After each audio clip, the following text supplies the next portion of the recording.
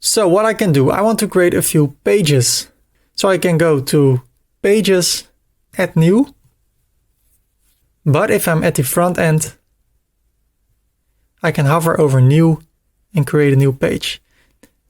This bar is only visible when you are logged in. So all the visitors of your website will not see this, only when you are logged in.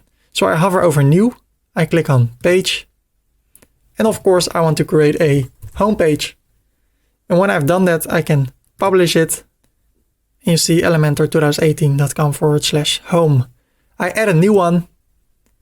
And I want to tell a little bit about myself. So I can say about me, or about us, or about, publish, add new.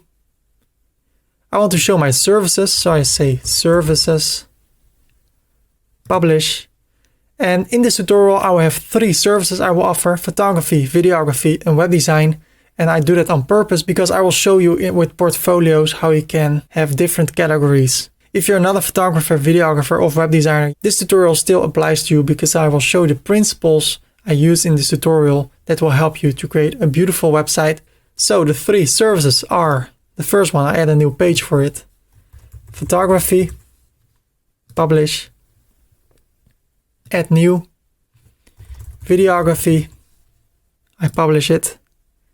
And the third one, web design, and I publish it. What else do I want to have? I want to showcase what I offer. So I click on Add New and I say Portfolio, Publish. Maybe I want to write a few blog posts. Then I add a new one and I want to have a blog page, blog.